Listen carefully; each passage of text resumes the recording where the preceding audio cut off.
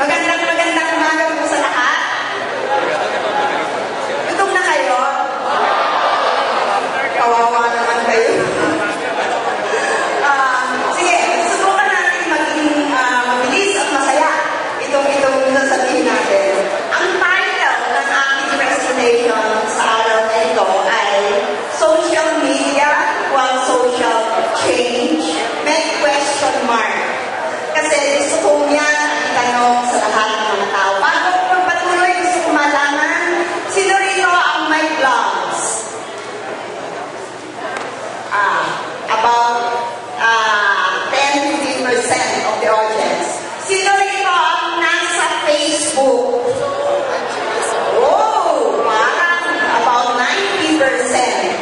Sino rito ang nasa Twitter? Mas marami sa nagpa-vlog. Okay. Ang pag-uusapan natin ngayong araw na ito ay tungkol sa social media at kung paano ba ito nakatutulong para sa pagbabago ng lipunan. I didn't know that I will be talking now to primarily young people. So, sinusubukan kong i-adjust kung paano ang aking gagawin dito sa presentation na to. But let me start. Ako po ay veterano ng kalye. Nangunguna sa mga rally, nagsasalita sa mga issues para sa lipunan. Yan po ay aming ginagawa para sa mga issue na aming pinipulusan para sa ating mga advokasya. Next please.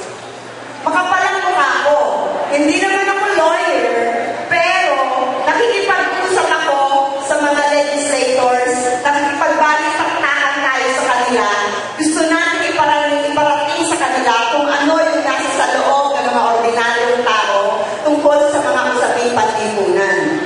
Next please. Minsan po ay nasa television din tayo. Minsan tayo ay nag-interview dahil sa mga advocacies na ating mga ginagawa. Minsan tayo ay nasa radyo. Minsan tayo ay nakakaranas din ng mga tinatawag na ambush interviews kapag nakita nila na tayo ay galing sa isang mahalagang pagpupulong. Next please. Pero, sa 25 taon ng aking pagkilos, ng aking pagiging aktivista, mas malaki ang panahon na aking inubos sa kasama ang mga kababaihan na mahihirap sa iba't ibang bahagi ng bansa. Kasama po dito ang Laguna. Hindi ko first time pumunta sa Laguna. In fact, over the past 25 years, kami ay pabalik-balik dito sa Laguna at kami po ay may mga chapters mismo dito sa Laguna. Next please.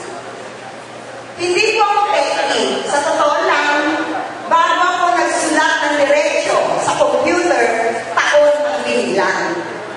Sa totoo lang, hanggang ngayon, may website po ako, pero pagka yung pinuntahan ay walang laman. Kasi takot ako mag-vlog. Hindi ko matala yung sarili ko na magsulat at mag-vlog. Pero ako po ay nasa Twitter. At paminsan-minsan ay nasa Facebook din. Ako po ay hindi hindi ako marunong gumawa ng PowerPoint presentation. Sa totoo lang. Pero, meron po akong PowerPoint na column sa Manila Standard today. Kung saan po ay sinusulat linggo kung ano yung mga pananaw ko sa mga issues na pinipilusan ko dito sa ating bansa. Pero ito mga nakaraang taon, tila baga, dahil na rin sa aming advocacy, at ang advocacy po namin at this point primarily ay para sa pagpasa ng reproductive health bill, ng RH bill. Narinig niyo na ba yung RH bill? Mabuti naman, at least narinig na natin. Yun po ang pangunahin namin advocacy. Kadalasan, kahit saan ako mapunta, kahit napunta ako sa lamay ng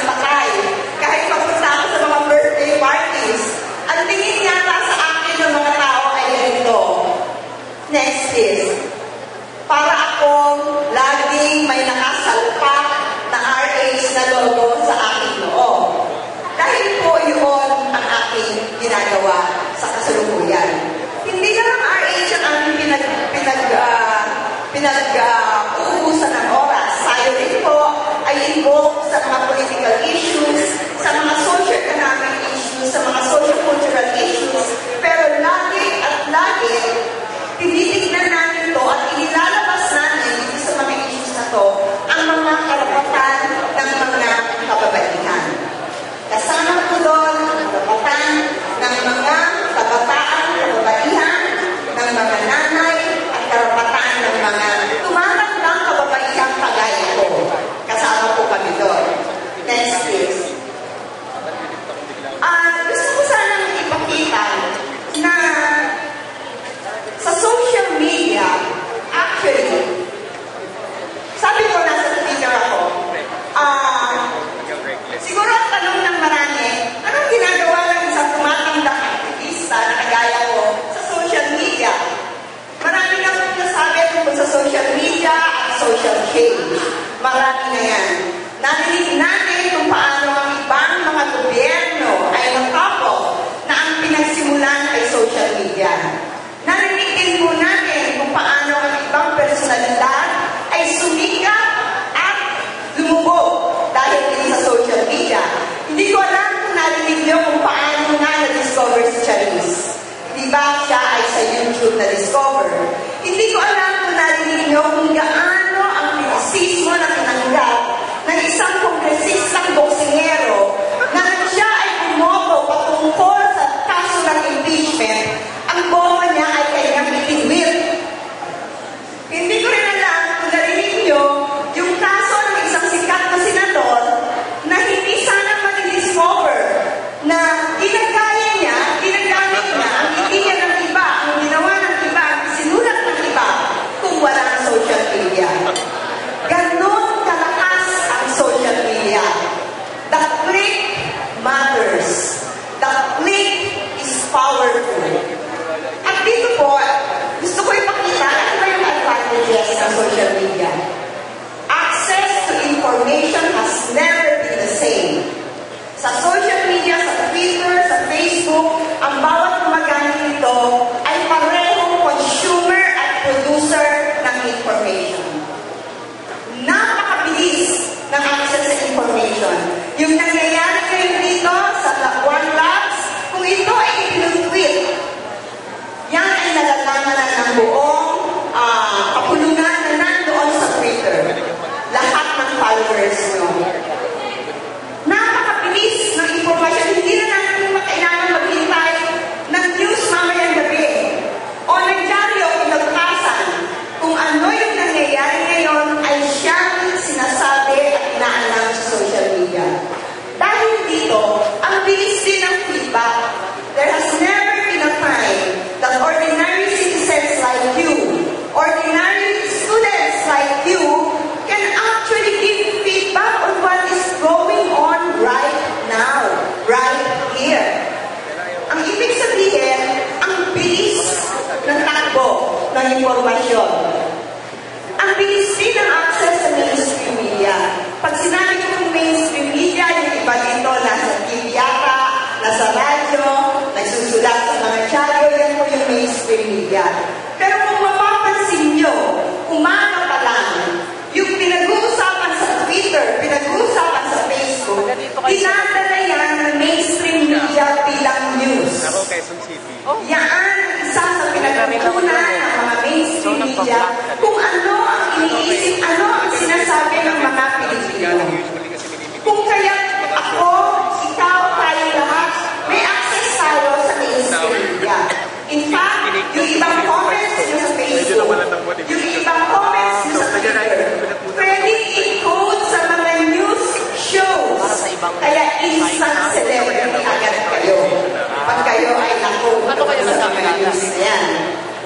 Ang access to government has never been easiest.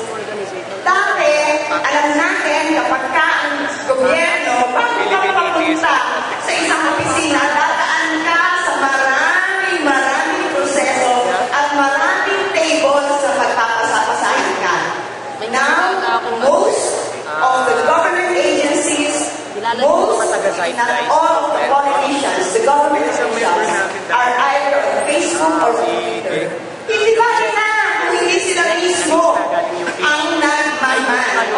ginagawa ng kanilang mga kids. Kasi ito po, alam ko, 100% dahil may top politicians, they monitor kung ano ang sinasabi ng mga tao sa social media. Ibig sabihin, sensitive din sila sa sinasabi ng mga tao. Access to advocacy audiences. Kung tayo po ay merong usapin na malapit sa atin, halimbawa yung safety online, di ba? O halimbawa, HIV/AIDS, o halimbawa, ang kawalan ng trabaho ng mga nurses na alam kong advocacy ni Arlene Davis, o kahit na malinis na eleksyon, o karapatan ng mga kabataan, o pagbaba ng tuition fee. Kung kayo ay nasa social media, pwede niyong ma-reach ang iba't ibang klase ng audience na pwede sumuporta sa inyo at pwede tumulong sa inyo. Yan po ang nangyari sa amin sa reproductive health field na araw-araw ang tindi ng diskusyon sa social media pagdating doon sa RH field. Medyo questionable talaga yun. Nakatunayan po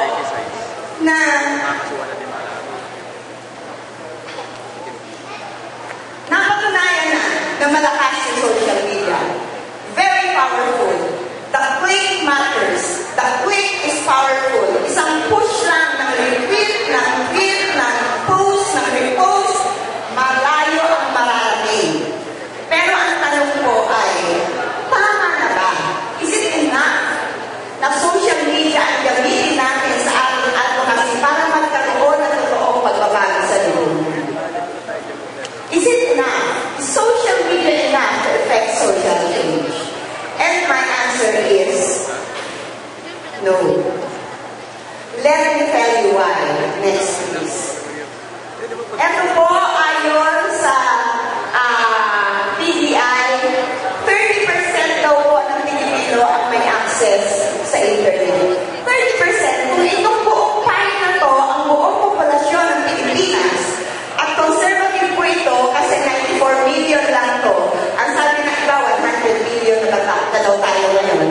Ang ibig kong sabihin niyan, ito lang yung dark purple ang may access sa internet. Anong mangyayari sa 7%? Next please. Sa Twitter, 9.5 Filipinos daw ang nasa Twitter. 9.5 million versus the whole population. Next please. Sa Facebook, almost 30 million ang users. 30 million Filipinos. Next please.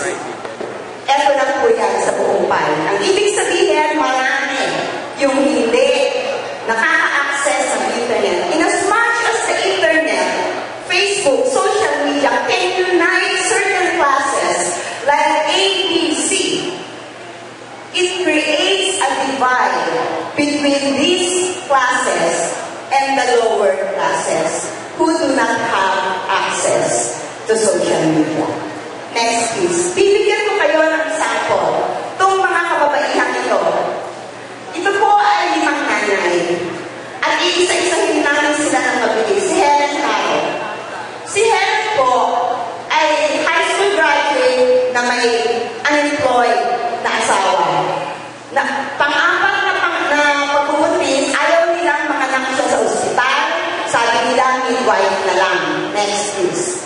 Nagkaroon siya ng labor pains at sa isang oras sana, yung ulo ng kanyang baby ay nakaprotrude na. Lumabas na. Next please. Dinala siya sa ospital, pero wala silang sasakyan. Sila ay nasa probinsya. Yung ospital, dineclare na patay yung anak, yung baby. At si Helen, dahil komplikado yung kanyang kalagayan, ay dinala sa ibang ospital. Diabetic pala siya at hindi pwedeng operahan. Next please. Inalis nila dahil hindi siya pwedeng operahan, naghanap ng paraan para tanggalin yung patay na baby kay Helen.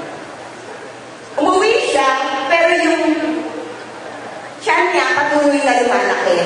At, next please, lalo na siyang nagkasakit, humina ng humina, hanggang next please, meron ng pas na lumalabas sa kanyang puwerta, pero patuloy pa rin yung paglaki ng kanyang katawan, ng kanyang tummy, hindi tumitigil ang kanyang pag-bleed, Yung mother mo, ewan ko ba at ang paglabas ng nana, namatay siya.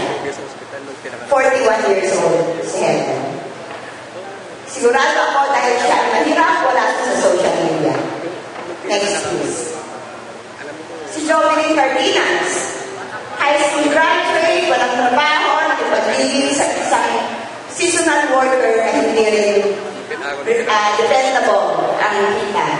Mahirap na mahirap si dati, walang pangili ng baling, natutulog sila ng karton, ang hinigaan, next please. Nagbuntis siya pero hindi siya makapag-prenatal check-up kasi wala silang pera. Hindi niya alam meron pala siyang sakit sa puso. Next please. At dinala siya sa hospital, nagkaroon siya ng labor. Next please. Inatake siya sa puso. Ang katapusan ay nanganak siya sa isang baby boy pero namatay siya.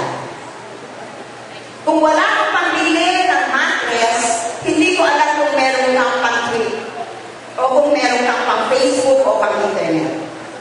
Next please. Last na to, iisip ko yung dalawa. Si Maria Fel, 16 years old siya nung ikasal. Bawal po ikasal ang 16 years old. Hindi namin alam kung paano nangyari ito. Next please. 9 months siya nung 9 months ng pregnancy. Gusto ng doktor ipasok siya ng hospital pero ayaw niya. Next please. Kasi nag-breastfeed pa siya sa unang anak niya at wala silang pera. Next please. Nung nag-labor na siya, inutusan niya yung asawa niya na kumuha ng kahoy kasi kailangan nila magpakulo ng tubig. Next please. Nanganak siya sa twins. Inabutan siya ng kanyang nanay na nagdudugo, tinawag ang kanyang asawa, tinawag ang hilot, tinawag ang midwife. Next please. Pero dahil walang transportation, ang tagal-tagal, next please. Pero, dire-diretso yung kanyang pagdudugo, next please. Dinala siya sa ospital, pero patay mo siya. Skip natin yung dalawa, guys. Skip natin yung dalawa. Ang ibig sabihin nito, doon sa 30% na nasa internet, yung 70% na wala sa internet, walang access sa internet, malaki yung responsibilidad din ng mga 30% na nandun sa internet. Ang ibig sabihin nito, if we want social change to really happen, we have to bridge social media with community actions. Hindi pwede tayo maging complacent at doon na lang tayo sa upuan natin, kaharap yung computer, akala natin marami na tayong ginagawa. Kulang po.